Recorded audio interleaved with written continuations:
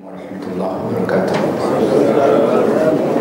Segala puji dan syukur hanyalah bagi Allah Subhanahu wa ta'ala, yang memang Allah layak untuk dipuji, kerana Allah Subhanahu wa ta'ala sentiasa menganugerahkan karunia-Nya ke atas kita yang begitu banyak, lagi luas. Salawat serta salam semoga sentiasa Allah limpahkan ke atas junjungan kita Nabi Muhammad sallallahu alaihi wasallam, juga ke atas ahli keluarganya, para sahabatnya, dan sesiapa saja yang berpegang teguh dengan sunnahnya serta memperjuangkannya hinggalah hari kebangkitan nanti. Dengan izin Allah, pada hari ini dalam keadaan mengah dan bernafas makan nasi lemak, nanti kita akan mulakan insya-Allah untuk menyambung mentadabbur hari ini ayat yang kedua, yaitu a'udzubillahi minasyaitonir rajim, Ar-Rahman Ar-Rahim. Kita sebelum ini bincangkan hamdalah, dan kedua kalimah ini, Ar-Rahman dan Ar-Rahim, berasal dari kata akar yang sama, yaitu rahmat. Asalnya ialah rahmat. Dan kalimah Ar-Rahman, kalau kita lihat dari sudut bahasanya, dia mengikut wazan fa'lan. Saya tulis sekejap, Kejap saya tulis dulu. Tak ada, saya lupa. Saya tulis dulu Ar-Rahman, Rahman, Rahman. Satu lagi Rahim, ini mengikut wazan fa'lan. Fa'in lam alif nun, fa'lan. Yang ini wazan fa'il, fa'ilun. Menurut orang Arab, kedua-dua wazan itu disebut lil mubalaghah, lil mubalaghah.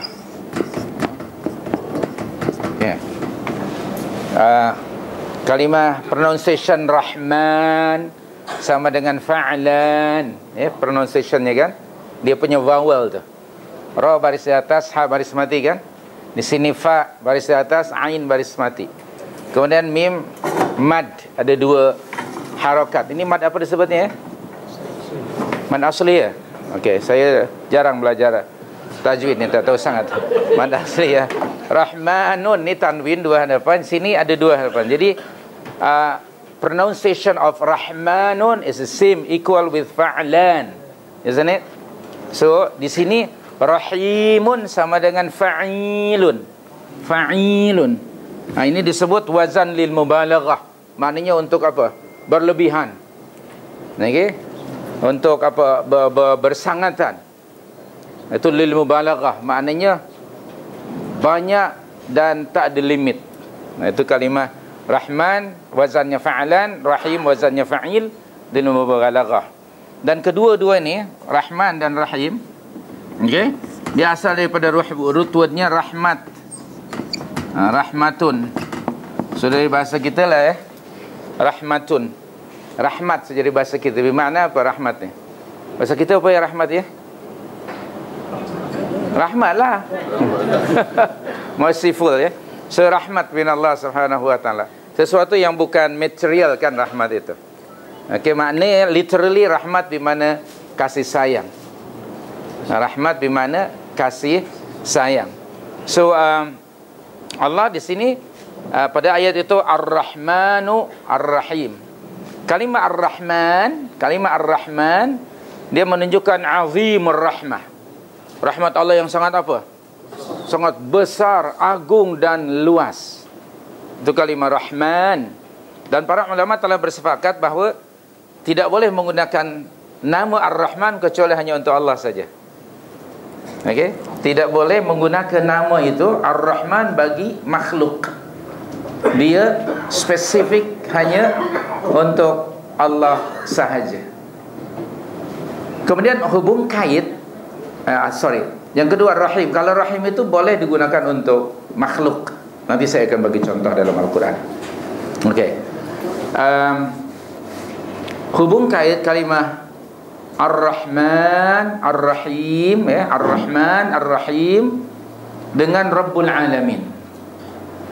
Dalam ayat Rabbul Alamin, sebagaimana telah dijelaskan dahulu, di situ ada rububiyah Allah. Ada rububiyah Allah, dan di dalam rububiyah juga ada warning, ada amaran supaya kita tetap berada di atas manhaj Allah dan jangan sekali-kali keluar dari situ. Allah adalah Rabbuna, Allah adalah pencipta kita, Allah adalah yang memenuhi segala keperluan kita, dan kita ini pun milik Allah Subhanahu wa ta'ala. Kerana kita belong to Him, milik Allah, maka waspada dalam hidup ini, mesti sentiasa berada di atas jalan Allah Subhanahu wa ta'ala. So di situ ada warning. Tapi setelah tadi ada warning, diikuti oleh Allah good news melalui firman-Nya Ar-Rahman Ar-Rahim. Ini di dalamnya mengandungi bisyarah, mengandungi berita gembira, berita baik, bahawa Allah itu sifatnya ialah Ar-Rahman. Bahasa kita yang maha apa? Ar-Rahman tu yang maha pengasih. Bentuk kerahmatan Allah ini, Allah merahmati semua makhluknya. Maka disebut tadi Ar-Rahman itu Azimur Rahmah, menunjukkan keagungan rahmat Allah Subhanahu wa ta'ala.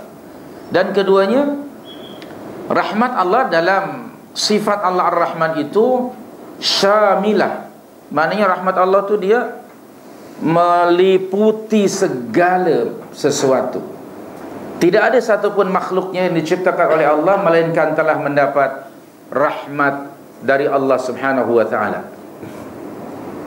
Jadi kalau kalimah Rabbul Alamin, Allah itu pencipta sekalian alam, maka Allah tidak hanya mencipta, tapi pada waktu yang sama Allah pun juga merahmati semua makhluknya itu. Dan rahmat Allah ini meliputi segala sesuatu. Tidak ada satupun makhluk kecuali telah mendapat rahmat dari Allah Subhanahu wa ta'ala.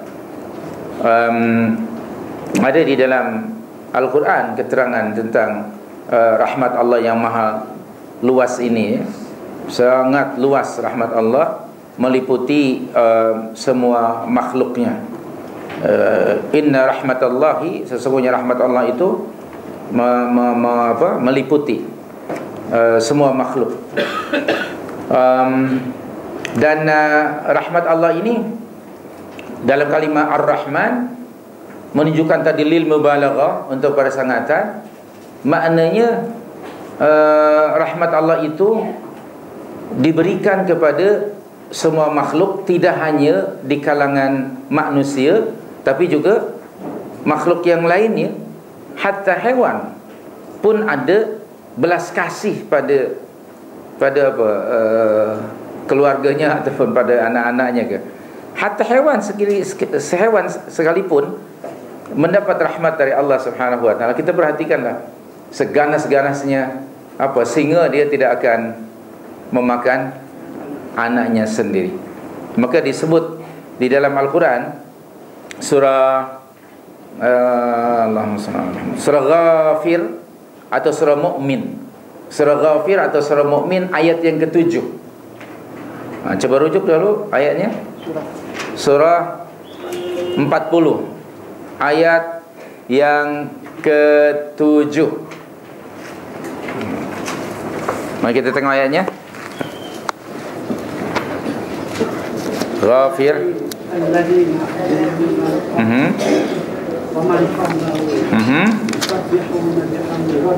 Ayuh.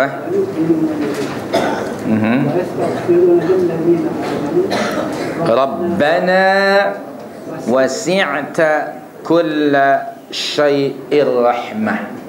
Itu ayatnya. Di tengah-tengah ayatnya. Rabbana wasi'ta kulla syai'ir rahmah.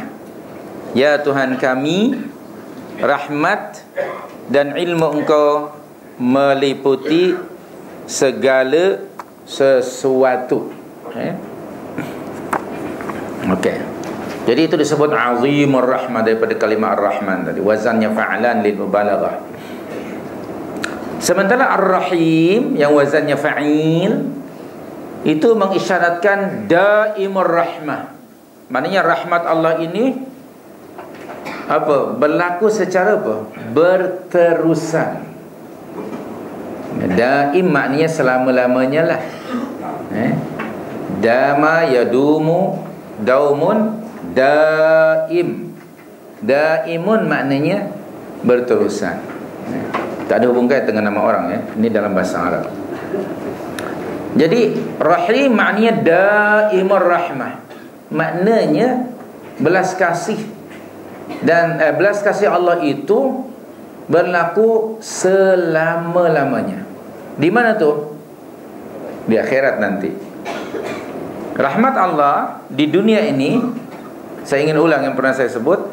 Rahmat Allah di dunia ini, yang pertama, ia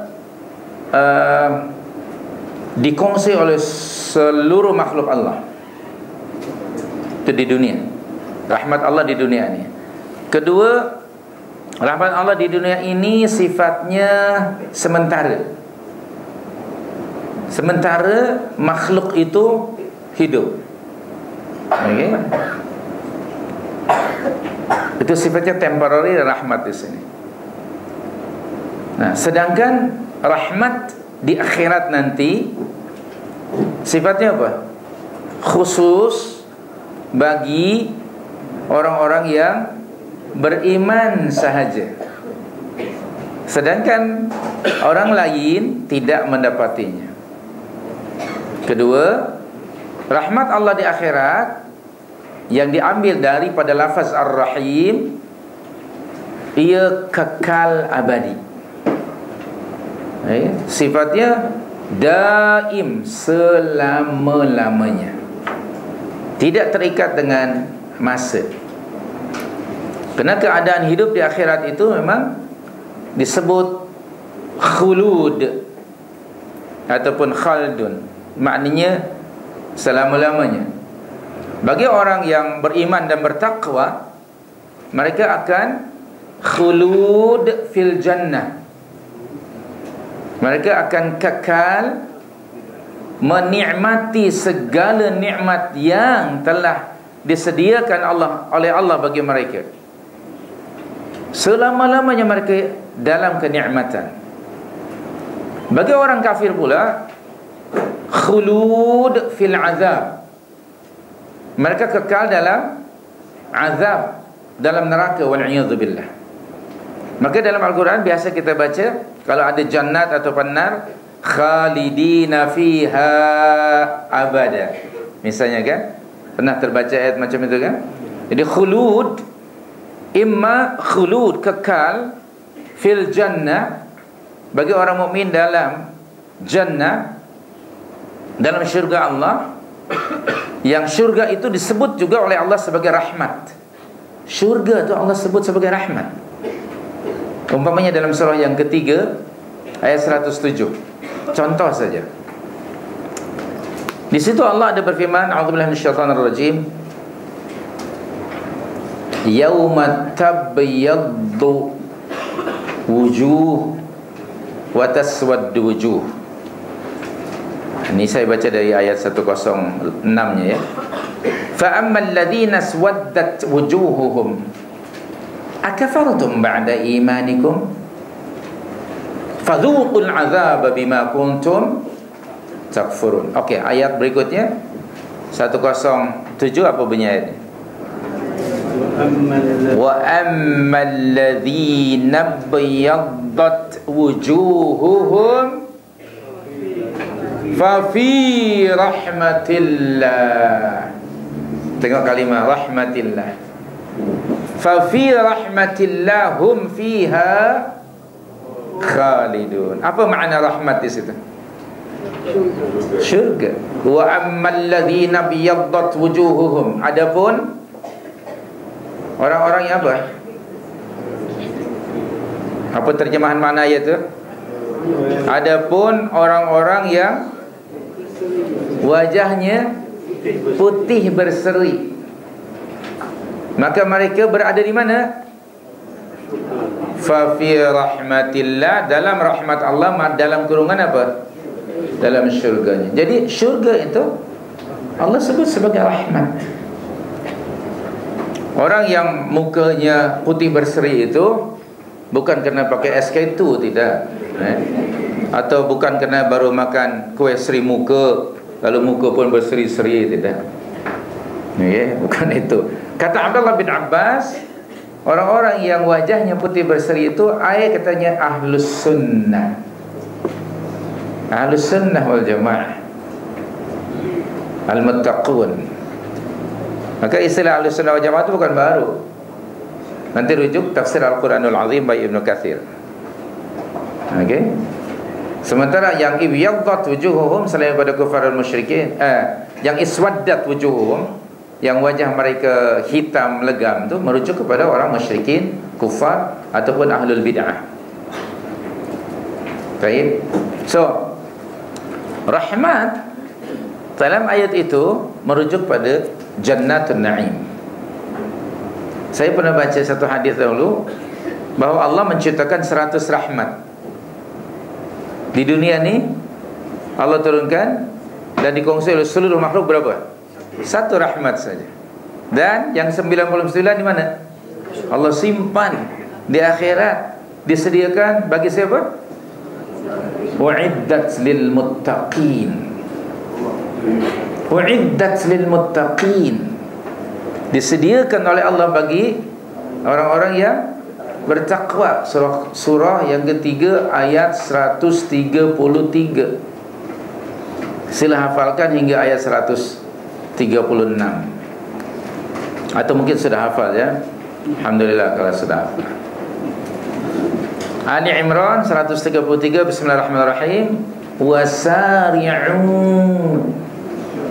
ila maghfiratin min rabbikum wa jannah. Ayat berikutnya apa? Arduhas samawati wal ard. Ujung ayat uiddat lil muttaqin. Syurga yang luasnya itu seluas langit dan bumi dan penuh rahmat dan nikmat di dalamnya, Allah sediakan untuk siapa? Lil muttaqin, bagi orang-orang yang bertakwa. Siapa mereka? Apa pula sifat mereka? Anda baca 134 hingga 136. Okey, baca, tadabburi, lalu kita bercermin pada ayat itu. Adakah sifat-sifat tersebut sudah ada pada kita atau belum? Jika sudah ada, nahmadullah dan teruskan. Jika belum, berusahalah. Okay. Itu ada ayat 134, alladzina yunfiquna fis sarra wad dharra wal kadhiminal ghaidh. Yang kedua, yang ketiganya wal 'afina 'anil nas wallahu yuhibbul muhsinin. Berikutnya walladzina idza fa'alu fahishatan aw zalamu anfusahum zakarullah fastaghfaru lidzunubihim wa may yaghfirudz dzunuba illallah. Dan berikutnya walam yusirru ala ma fa'alu wa hum ya'lamun. Ayat berikutnya apa? Allah sediakan apa jazak bagi mereka? Subhanallah. Balasannya apa kalau bukan jannah? Jadi itu coba, mari kita usaha untuk menjadi salah seorang di antara mereka. Jadi surga yang penuh rahmat dan nikmat itu disediakan oleh Allah bagi orang al-muttaqin. Dan rahmat yang begitu luas ini juga telah disampaikan oleh para Rasul alaihi wassalatu wassalam. Allah berjanji sesiapa saja beriman dan mengerjakan amal saleh, maka baginya mendapat rahmat yang begitu luas sekali. antara doa, di antara doa ulul albab dalam surah yang ke-3 ayat 194. Bismillahirrahmanirrahim. Rabbana wa atina ma wa'adtana ala rusulik wa la tukhzina yawmal qiyamah innaka la tukhliful mi'ad. Sudah hafal kan dari ayat 190 hingga 200? Terima kasih kerana sudah hafal. Alhamdulillah, semoga Allah memberkati. Nah, itu ayatnya.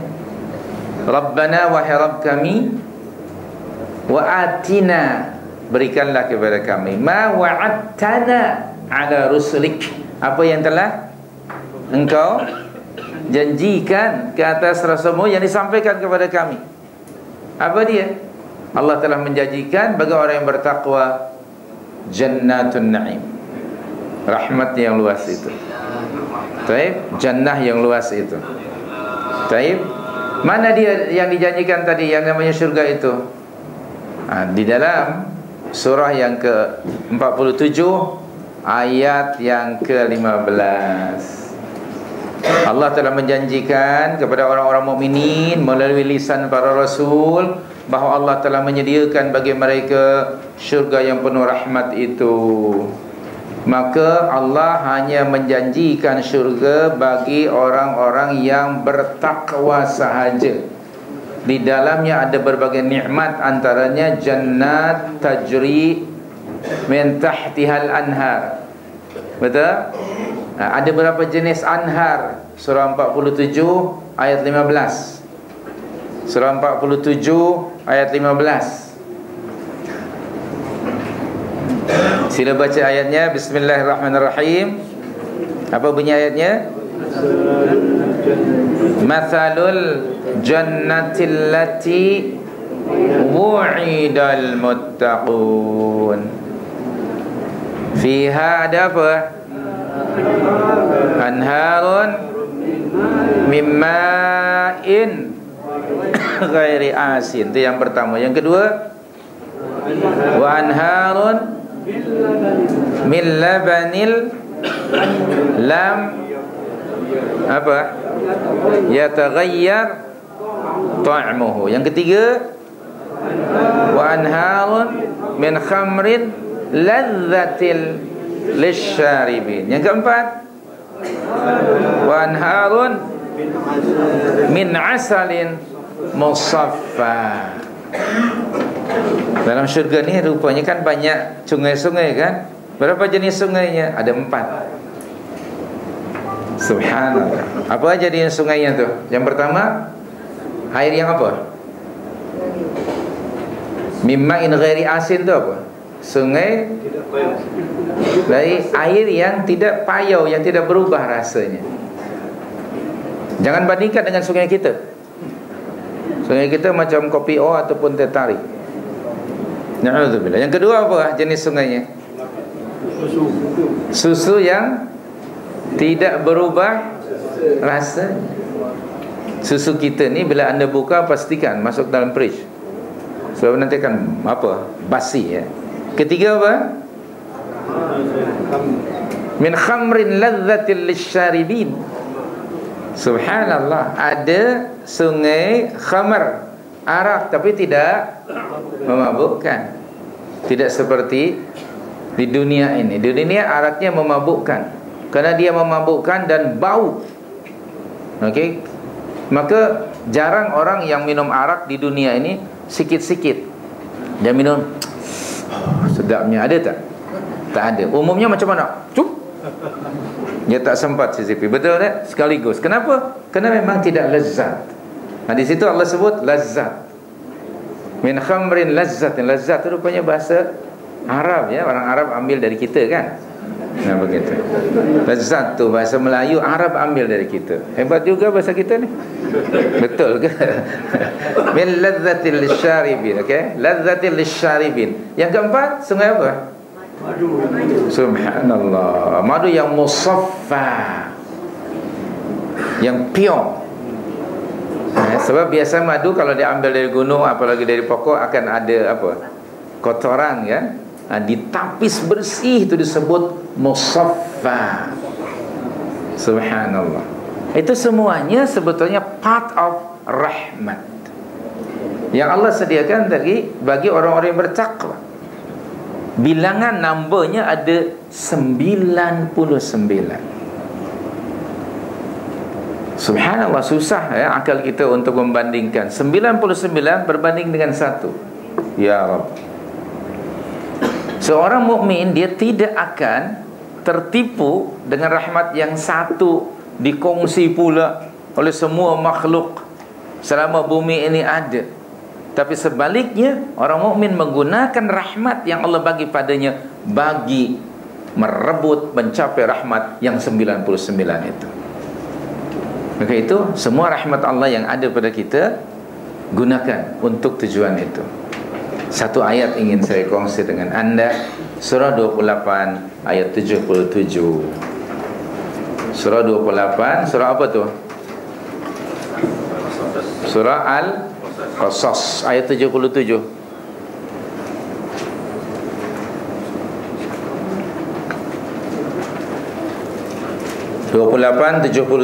Al-Qasas 77. Bismillahirrahmanirrahim. Sila baca. Wabtaghi fima atakallahu ad-daral akhirah. Next. Wala tansa nasibaka minad dunya. Kemudian wa ahsin kama ahsanallahu ilaik. Berikutnya wala tabghil fasada fil ard innallaha la yuhibbul mufsidin. Itu ayat. Terjemahan makna ayat sila baca. Dan dan carilah oleh kamu melalui apa juga karunia yang Allah telah anugerahkan kepadamu. In another word, rahmat. So, rahmat Allah antaranya ialah segala sesuatu yang Allah anugerahkan pada kita. Taib, entah ilmu, tenaga, fikiran, pangkat, harta, kesihatan, everything. Itu modal yang Allah bagi kepada setiap individu. Nah, sama ada modal itu akan berkembang, bertambah-tambah, atau mungkin akan rugi dan hilang, terserah kepada individu itu sendiri. Tapi seorang mukmin, sekali lagi, imannya mendorong dia untuk sentiasa fokusnya ialah next life. Tapi nasib dia di negeri tersebut, di akhirat nanti, sangat ditentukan oleh aktiviti dia yang dibuat di sini. Okay? Apapun yang kita buat. Jadi gunakan rahmat ini untuk merebut rahmat yang 99 itu. Baik. Karena kita diberi oleh Allah umpamanya hidup sangat terhad. Hidup kita ini terhad. Segala sesuatu ada ajalnya. Dan setiap yang bernyawa pasti akan mati. Kullu nafsin dha'iqatul maut. Surah 21 ayat 35. Tiap-tiap yang bernyawa pasti meninggal dunia. Terhad hidup ini. Demikian juga kesehatan kita terhad. Okey? Pada usia tertentu kesehatan itu sudah mulai berkurang. Seperti Sofwan, ya. Karena sudah 5 series, 6 series, 7 series, itu sudah macam-macam penyakit. Betul kan? Gigi saja sudah tidak ori, pakai Polident sekarang ni. Sudah tak berani makan kuih kucing, tak berani, bimbang melekat. Ya Allah. Jadi kita sudah banyak sekarang kelemahan-kelemahan ini. Subhanallah al-kiram, terhad, everything terhad. Demikian juga pangkat yang pernah kita jadi dibanggakan dahulu. Pangkat pun terhad. Akan berakhir dengan masa apa? Pensiun. habis setelah itu. Gunakan masa pangkat itu masih ada, untuk mencari rahmat Allah dan lain sebagainya. Semuanya serba terhad. Tapi yang terhad ini hendaknya diguna pakai semaksimum mungkin bagi mencapai kebahagiaan di akhirat. Tetapi Allah bagi tahu dalam tengah-tengah ayat surah 28 ayat 77 tadi, wala tansa nasibaka minad dunya. Sekalipun kamu nak mencapai kebahagiaan hidup di akhirat, tetapi jangan apa? Jangan lupa bahagianmu yang lawful di dunia ini. Kita tetap perlu apa? Perlu makan, perlu minum, pakaian, kendaraan, tempat tinggal. Kita perlu benda-benda itu semuanya. Wala tansa nasibaka minad dunya. Tetapi itu hanya sekedar wala tansa, jangan lupa. Benda jangan lupa itu bukan apa? Bukan tujuan. Hanya sesuatu yang pelengkap saja, keperluan. Jangan lupa ya, bawa berus gigi umpamanya. Katalah tak terbawa, apakah dia mesti balik lagi dari KLIA ke rumah hanya sekedar untuk sebatang berus gigi? Tidak kan? Jalan terus. Sesuatu wala tansa, jangan lupakan, maknanya bukanlah benda yang pokok. Wala tansa nasibaka minad dunya. Oleh itu hidup di sini bukan hanya untuk makan. Kita hidup bukan hanya untuk makan.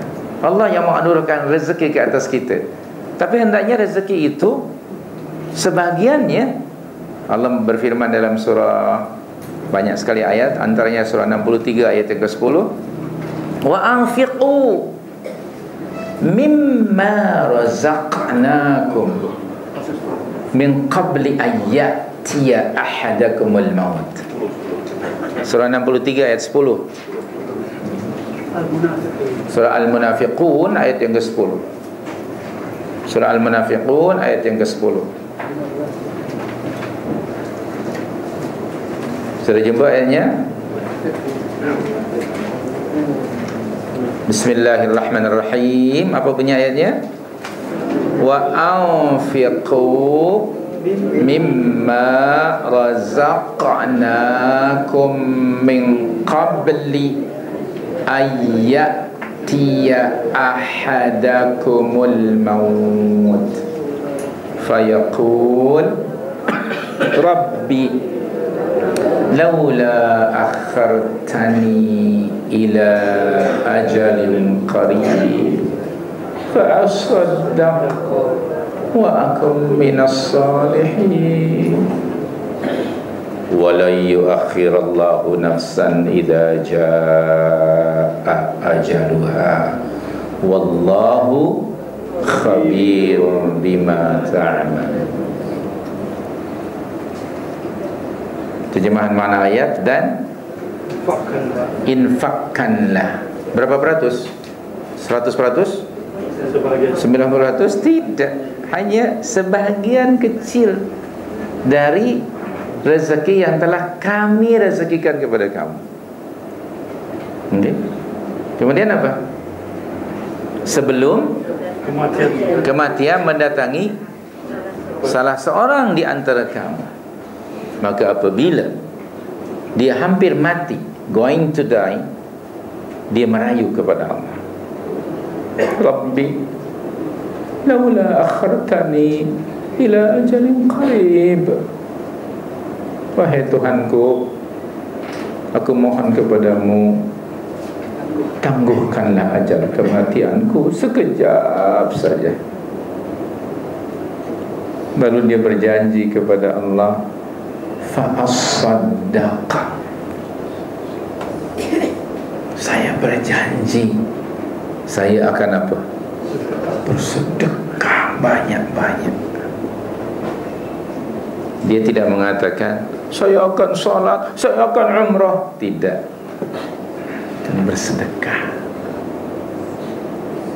dari rezeki yang Allah bagi, yang berupa itu rahmat, berupa rezeki. Lalu dia kata apa?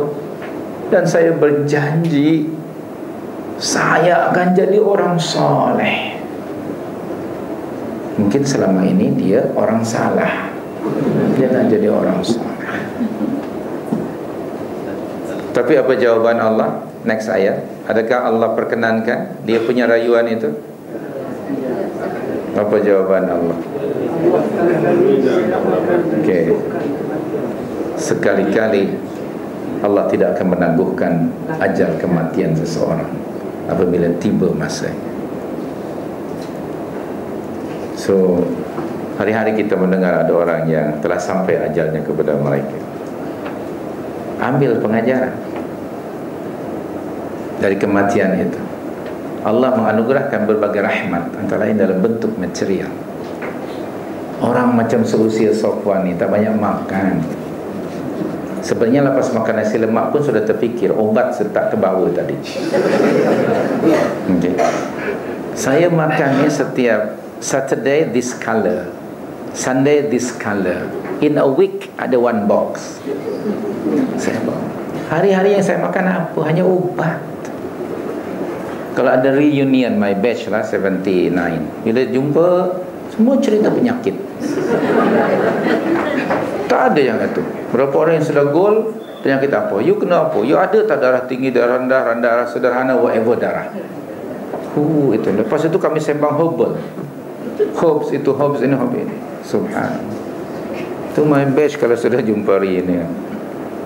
Ya Rabb, ya kan. Tak banyak yang kita makan. Then sebagainya tadi infakkan pada jalan Allah. Saya selalu sebut di mana-mana mafhum sebuah hadis. Nanti ketika manusia going to die, dia akan merayu kepada Allah, hartaku, hartaku, hartaku. Wahai manusia, sebenarnya harta dan rezeki itu hanya ada 3 jenis rezeki. Yang pertama, apa yang sudah kamu makan, yang pasti kamu buang. Betul tak? Malam tadi makan apa? Di restoran mana? Hotel mana? Pagi tadi sudah buang belum? Pasti kamu buang. Maknanya berapa lama tu? Remain in our stomach tu berapa lama? Few hours after that dibuang. Itulah rezeki kamu.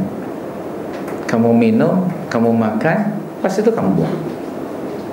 Kedua, rezeki kamu itu apa yang kamu pakai, apa yang kamu gunakan. Kalau ia berupa baju, harganya RM600, berapa lama dia boleh bertahan?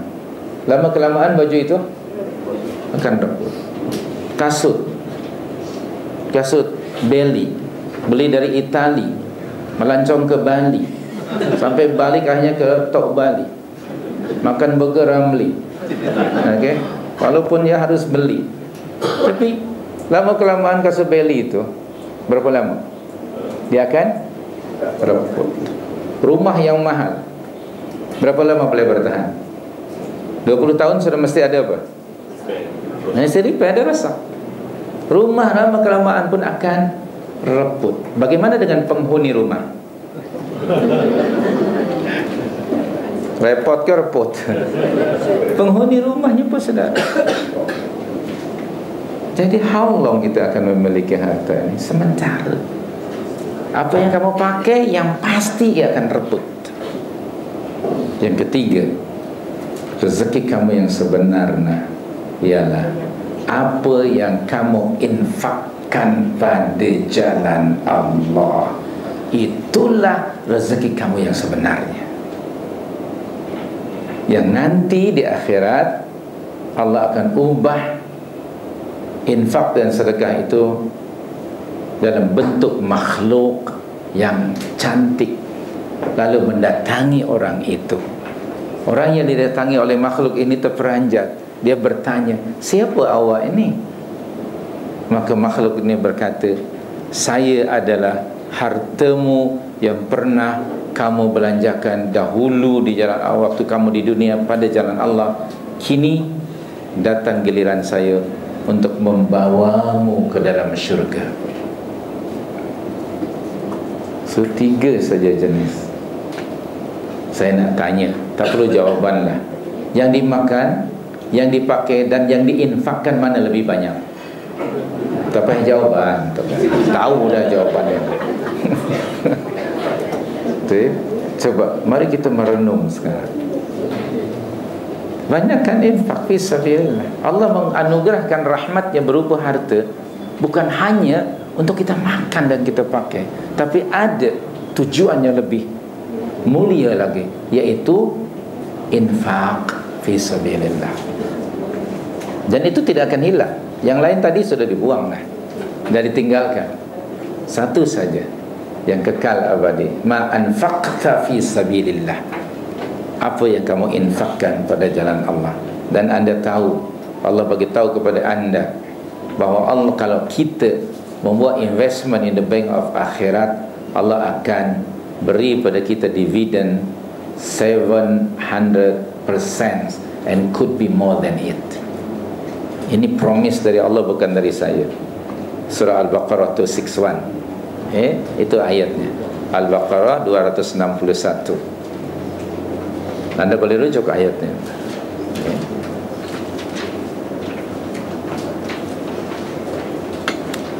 Sorry. Bismillahirrahmanirrahim. Apa bunyi ayatnya? Belum jumpa ya?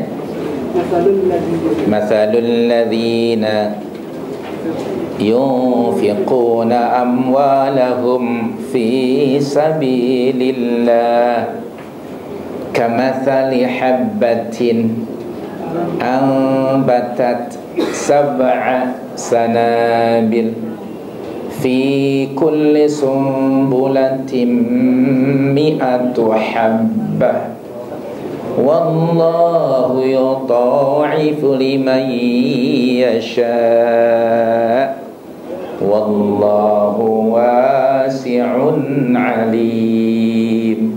Itu ayat. Perumpamaan orang-orang yang menginfakkan hartanya pada jalan Allah seperti apa?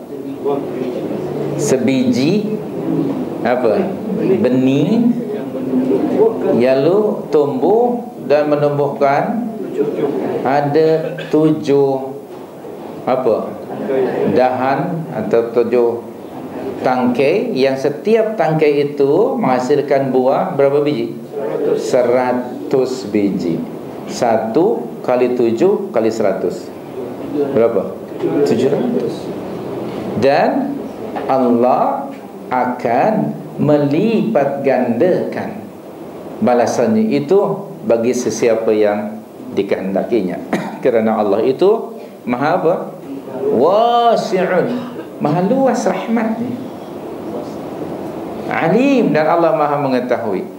Siapakah di antara makhluknya yang menggunakan rahmat itu untuk diinfakkan pada jalan Allah? Dan siapa pula yang kedekut? Allah tahu. Siapa yang ikhlas dan siapa pula yang sebaliknya. Wal'iyadzubillah. Jadi sekali lagi kesimpulannya, rahmat Allah, apapun yang Allah anugerahkan ke atas kita adalah rahmat. Ayo gunakan untuk mendapatkan rahmat yang dijanjikan itu, yang bilangnya 99, yang tidak ada limit. Maka Allah menyebut Ar-Rahim, yang maknanya daimur rahmah. Diawali dengan Ar-Rahman, diakhiri dengan Ar-Rahim. Semua makhluk mendapat rahmat Allah di sini, dan gunakan rahmat itu bagi mencapai dan mendapatkan rahmat yang kekal abadi yang Allah janjikan kepada mereka yang bertakwa. Antara ciri orang yang bertakwa tadi sudah kita baca, yaitu orang yang sentiasa membelanjakan hartanya fis sarra wad dharra, dalam surah 3 tadi ayat 134. Jangan, na'udzubillah, kita berlindung kepada Allah, jangan sampai termasuk golongan orang yang ketika going to die baru dia menyesal. Ketika itu too late. Please, kita mesti mendisiplinkan diri dan mengawal diri agar menginfakkan harta. Yang kita makan, yang kita pakai berapa, yang infaknya hendaknya lebih banyak dan tidak ada rugi. Wa ma anfaqtum fi sabilillah, apapun yang kamu infakkan pada jalan Allah, wa ma tunfiqu min syai'in fi sabilillah yuwaffa ilaikum wa antum la tuzlamun. Surah 8 60. Surah 8 ayat 60. Sebagai contoh saja, banyak ayat yang lain, tapi itu yang saya ingat. Surah 8 ayat 60. Surah Al-Anfal nama surah itu.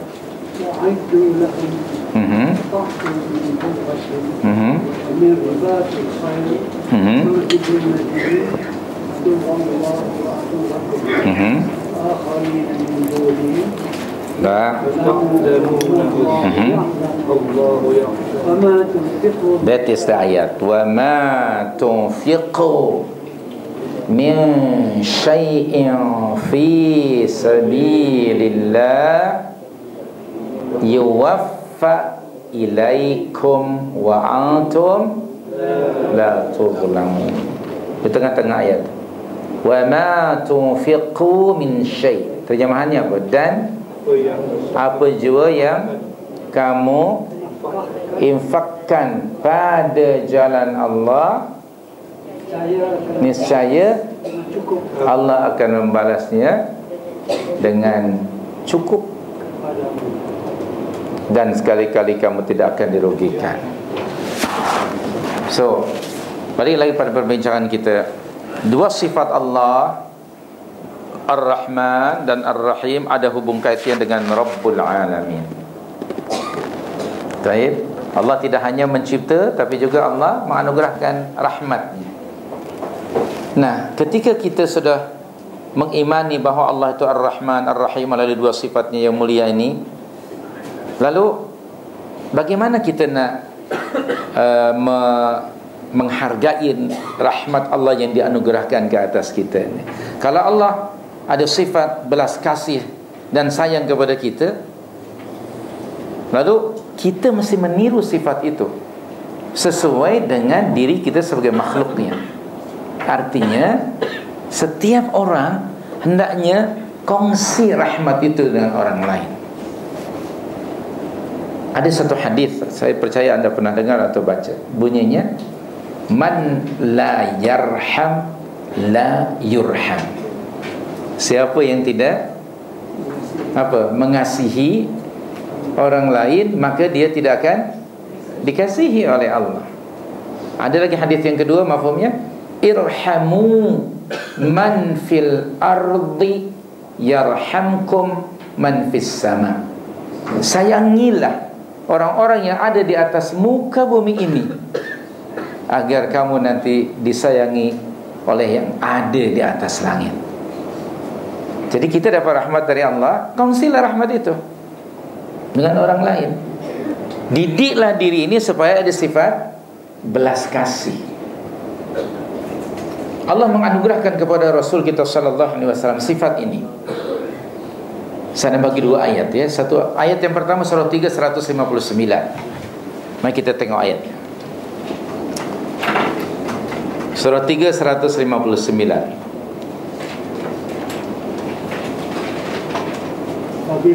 Aywa, bismillahirrahmanirrahim. Fabima apa? Fabima rahmatin minallahi linta lahum. Sudah jumpa belum nih ayatnya? Kemudian apa? Walau kunta faddan ghalidhal qalbi la faddu min hawlik. So fa'fu anhum. Next, wastaghfir lahum. Next, washawirhum fil amr. Fa idza azamta fatawakkal 'ala Allah, innallaha yuhibbul mutawakkilin. Permulaan ayat itu Allah berfirman, fabima rahmatin. Tengok, fabima rahmatin minallah. Maka kerana sebab apa? Rahmat dari Allah, maka kamu Muhammad SAW punya sifat apa? Lemah lembut. Subhanallah.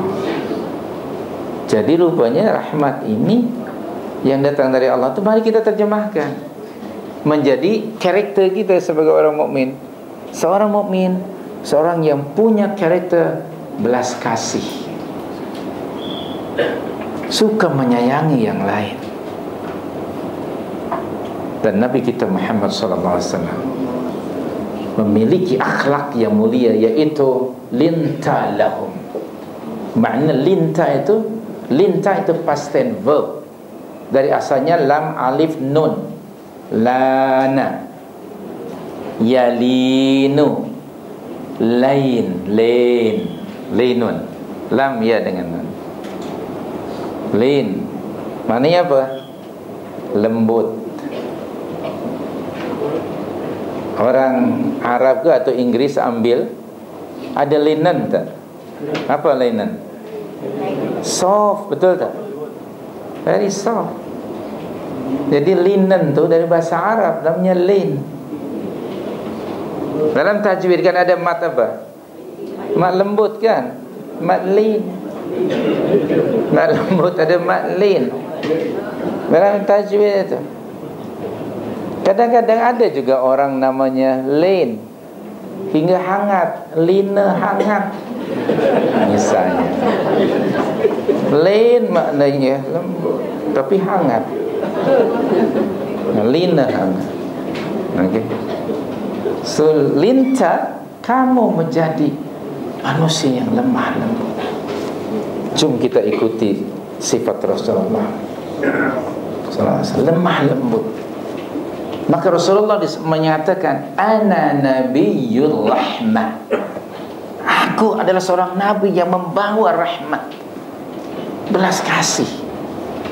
Rasulullah tidak pernah mencerca, mencela, tidak pernah condemn orang. Sungguh sifat yang mulia. Subhanallah. Mari kita tiru sifat yang mulia ini, kasih sayang. Oleh itu Rasulullah disayangi oleh makhluk di atas muka bumi, manusia semuanya sayang kepada Nabi sallallahu alaihi wasallam, apalagi lah Allah. Ini satu rahmat dari Allah. Dan kerasulannya pun sallallahu alaihi wasallam membawa rahmat. Jom kita tengok surah 21 ayat, cari sendiri. 107. Tak jumpa, carilah, insya-Allah jumpa. Okey. Suratul Anbiya ayat 107, apa bunyi ayatnya?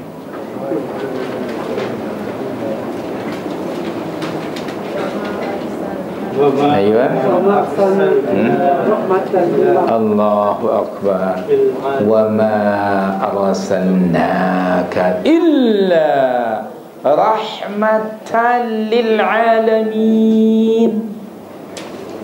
Subhanallah. Dan tidaklah kami mengutusmu wahai Muhammad sallallahu alaihi wasallam melainkan apa? Menjadi rahmat kepada alamin, seluruh alam. Agama Islam adalah agama yang penuh dengan kasih sayang, bukan agama yang dituduh oleh musuhnya sebagai agama apa?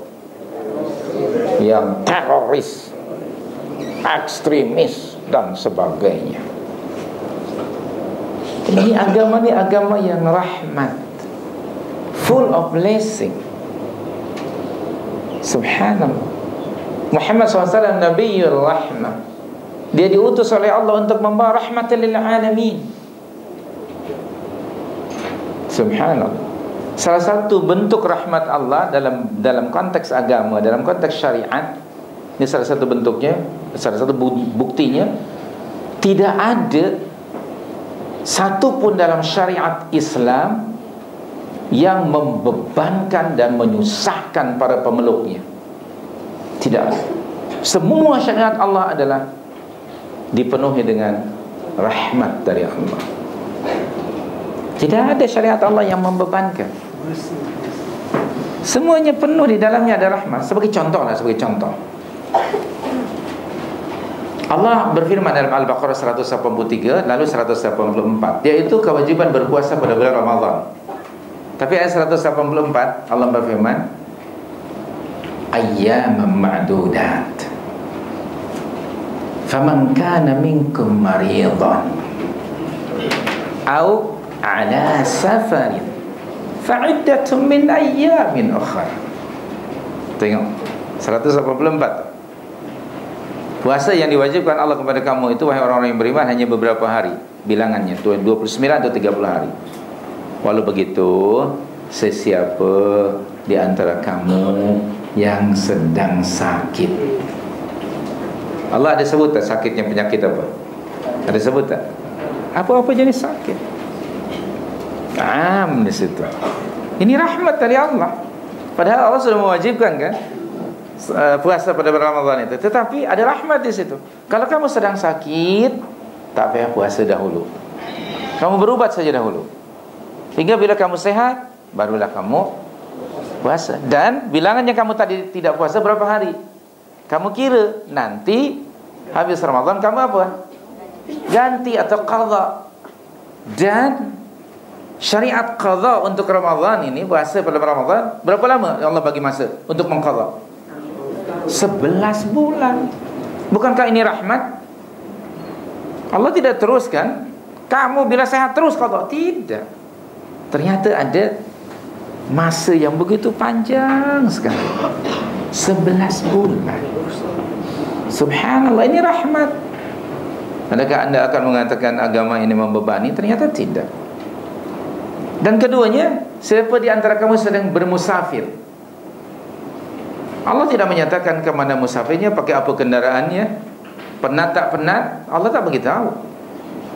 Musafir itu maknanya kamu keluar dari rumah kamu menuju satu destinasi, dan biasanya ada bekalan. Kalau kita bermusafir ada bekal tak? Kita bawa apa? Bawa beg, katakan pakaian. Bawa apa lagi? Maggi pun dibawa, budu pun dibawa. Itu maknanya tengah bermusafir lah. Ngerti tak? Ketika kamu sedang travel and journey, tak payah kamu berpuasa. So kenapa? Perjalanan itu memenatkan. Tengok itu. Tapi kemudian nanti pilihan lah ya, dia nak puasa dan tidak, it's up to him. Tetapi Allah nak menjelaskan bahawa syariat Islam itu penuh dengan rahmat. Allah tidak bagi tahu destinasinya berapa jauh. Kemudian you travel by apa, dengan apa, Allah tak bagi tahu. Subhanallah. Berapa lama, Allah tak bagi tahu. Am di situ. Dan ayat ini juga diimplementasikan oleh Nabi sallallahu alaihi wasallam. Rasulullah juga pernah travel pada bulan Ramadan. Jadi tidak hanya sekedar ayat, tapi ada aplikasinya, ada realitinya. Hanya yang berbeza mungkin jenis kendaraannya, tapi yang penting musafir. Allah tidak sebut soal kendaraannya. Kemudian diulang lagi ayat itu pada ayat 185. Saya bagi contoh saja bahawa syariat Islam ini sangat penuh dengan toleransi dan rahmat. Ayat 186, Bismillahirrahmanirrahim. 185. Syahrul Ramadhan alladhi unzila fihi al-Quran hudan linnas wa bayyinatin minal huda wal furqan. Next ayat ingin saya jadi rujuk ni ya. Faman syahida minkumus syahra fal yasum. Sesiapa di antara kamu yang menyaksikan berada pada bulan Ramadan sedangkan dia tidak sakit, tidak bermusafir, maka wajib apa? Berpuasa. Tapi apa next ayat? Faman kana minkum maridan aw ala safarin fa'iddatum min ayyamin ukhra. Next ayat. Yuridullahu bikumul yusra wala yuridu bikumul usra. Ini kaidah dalam agama kita, bahawa agama ini penuh dengan rahmat. Kalau orang tu ada tidak bermusafir, tidak sakit, menyaksikan Ramadan, wajib berpuasa. Tetapi siapa di antara mereka yang sakit, ya, faman kana minkum maridan aw ala safarin, tak payah berpuasa. Kerana apa? Dijelaskan rahmat Allah ni. Yuridullahu bikumul yusra. Apa terjemahannya? Allah menghendaki kamu sekalian dalam keadaan kemudahan, dan tidak mau Allah burden you dan kamu dalam difficulty. Allah tidak menghendaki. Cukup ayat ini menjelaskan bahwa syariat Islam itu penuh dengan rahmat. Salat pun seperti itu. Salat dianjurkan untuk berdiri. Aqimus salat. Hudzaifah bin Yaman radhiyallahu anhu, ataupun dalam riwayat yang lain Imran bin Husain radhiyallahu anhuma, ya Rasulullah, saya ada sakit bawasir, saya tidak boleh salat secara berdiri. Apa kata Nabi? Sallu qa'ida. Salli qa'ida. Kalau kamu tak boleh berdiri, salatlah sambil duduk. Kalau kamu tidak mampu salat sambil duduk, maka hendaknya kamu salat macam mana? Berbaring, lying down on your side. Pakai apa? Isyarat. Para ulama fuqaha mengisyaratkan isyarat itu sama ada pakai tangan ataupun pakai kepala untuk mengisyaratkan rukuk dengan sujud. Rukuk sedikit, sujud lebih ke bawah. Atau mungkin isyarat pakai mata. Allahu Akbar, Allahu Akbar, Allahu Akbar, begitu. Pakai mata. Kalau mata pun tak boleh digerakkan, panggillah orang ramai untuk mensolatkan kamu. Habis sudah. Inna lillahi wa inna ilaihi raji'un. Kalau mata pun tak boleh bergerak, sudah, salatkan saja dengan 4 takbir. Habis. Nak dijelaskan bahwa agama ini sangat-sangat mudah dan penuh rahmat. Tadi saya Allah berfirman pada Al-Baqarah yang terakhir, anda sudah hafal, la yukallifullahu nafsan illa wus'aha. Kerana sudah hafal, saya tak payah baca terjemahannya. Kemudian dalam surah 22 ayat 78, 22-78, ini lagi satu kaedah. 22-78.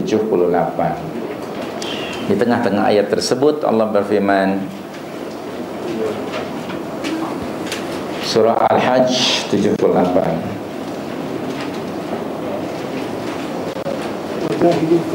wajahidu fillahi haqqa jihad. Berikutnya, huwa jtabakum. Ini ayat yang ingin saya rujuk. Wa ma ja'ala alaikum fid dini min haraj. Itu ayat ingin saya rujuk. Wa ma ja'ala alaikum fid dini min haraj. Apa terjemahan maknanya? Dan dia tidak menjadikan atas kalian dalam agama sesuatu kesempitan dan menyusahkan. Maknanya mudah. Subhanallahil karim. Jadi siapa yang mengatakan syariat Islam ini membebankan dan memberatkan? Itu confirm orang itu belum paham. Agama ini agama mudah. Kama qala sallallahu alaihi wasallam, ad-dinu yusrun. Agama ini mudah. Tidak ada orang yang menyusahkan dalam agama, melainkan pasti dia susah. Semudah agama ini. Kata Nabi sallallahu alaihi wasallam, yassiru wala tu'assiru. Mudahkan, jangan menyusahkan. Agama rahmat. Bahkan satu lagi ayat ya, surah 64:14. Surah 64 bukan 14, 16. Surah 64 ayat 16.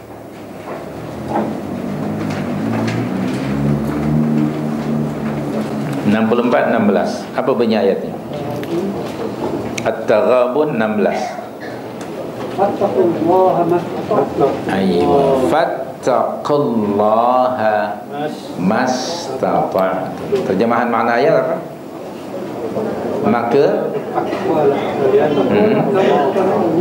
sesuai dengan apa yang kamu mampu. Subhanallah, mastata'tum.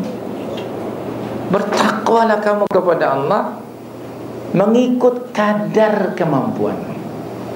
Ya Allah, ini cukup ayat ini untuk memberi jawaban kepada orang yang mengatakan kononnya syariat Islam ini membebankan. Tidak sama sekali. Baik.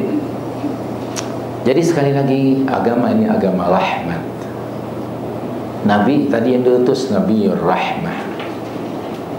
Dan last ayat Saya ingin kongsi dengan anda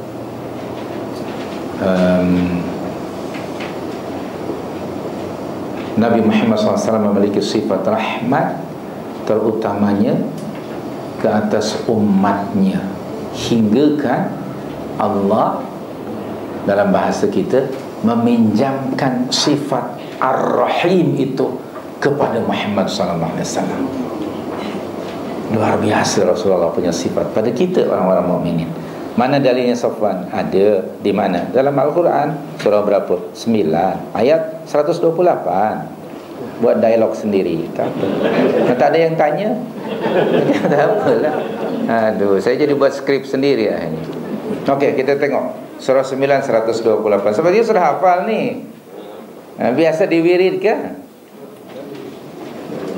Ayat ni. Kan sudah hafal kan? Tadi ya. Laqad ja'akum rasulun min anfusikum. Berikutnya apa? Azizun alaihi ma anittum. Kedua, harisun alaikum. Tiga,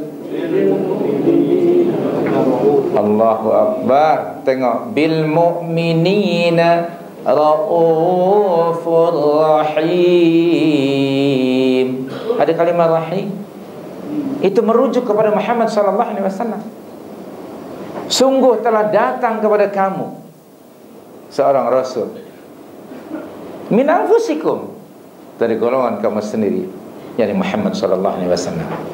Yang rasul ini memiliki 3 sifat di situ. Sila sebut ayat yang pertama apa? Sifat pertama. Okey. Sila azizan alaihi ma anittum. Apa maknanya? Terasa penderitaan kalian. Terasa baginya, terasa berat penderitaan kalian. Subhanallah. Tengok Rasulullah kasih sayangnya. Kalau umatnya susah, maka Rasul pun merasakan kesusahannya. Betul-betul pemimpin yang berjiwa rakyat. Rasulullah, dia hidup bersama denyut nadi umatnya. Kalau umatnya susah, dia pun susah. Umatnya yakni apa? Dalam keadaan keperitan, dia pun terasa. Apapun juga Nabi akan merasakan. Karakter seorang pemimpin yang mulia ini. Azizun ma'alaihi, azizun alaikum.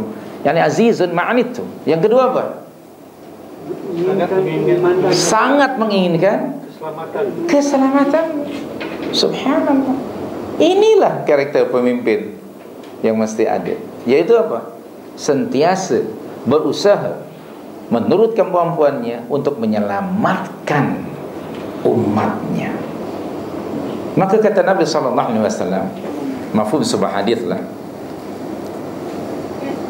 mana-mana Rasul Allah, apabila mereka mengetahui, atau Rasul, kita balik pada Rasul kita saja, apabila Rasulullah SAW tahu ada kebaikan, Allah bagi tahu kepada Nabi SAW satu kebaikan, tidaklah suatu kebaikan diketahui oleh Nabi SAW, melainkan Rasulullah memberitahukan kebaikan itu pada umatnya dan menggalakkan mereka untuk melakukan kebaikan itu. Kedua, tidaklah diketahui oleh Rasul SAW dari Allah sesuatu itu membahayakan umatnya, memadaratkan umatnya, melainkan Rasulullah bagi warning umatnya agar mereka jangan melakukan perkara itu. Inilah dia bentuk kasih Nabi kepada umatnya, supaya semua selamat. Kata Rasulullah maafun sebuah hadis, wahai umatku, wahai manusia, kamu ini seperti serangga kelkatu. Kelkatu tu punya karakter, dia selalu apa? Mendatangi cahaya. Yang dia tidak tahu kalau dia sampai ke situ mungkin akan terkena panas, akhirnya dia akan mati. Aku datang untuk menyelamatkan kamu. Jangan pergi sana, itu neraka, itu neraka. Aku jaga kamu, aku pelihara dan I save you, katanya, from the torment tadi. Tapi ada saja salah seorang di antara kamu yang melompat ke situ. Nabi kita SAW betul-betul penuh rahmat kepada umatnya. Dan terakhir apa yang ketiga? Bil mu'minina raufur rahim. Apa terjemahannya? Sangat mengasihi dan menyayangi kepada siapa? Ke atas orang-orang yang beriman. Allahu Akbar. Demikian Rasulullah SAW sangat sayang kepada kita, mengasihi kita, hingga tidak ada satupun kebaikan melainkan telah disampaikan dan digalakkan kita melakukannya. Tidak ada satupun yang akan membawa madarat ke atas kita melainkan Nabi telah bagi warning. Hingga kan dikatakan kasih Rasulullah pada umatnya melebihi kasih seorang ibu pada anaknya.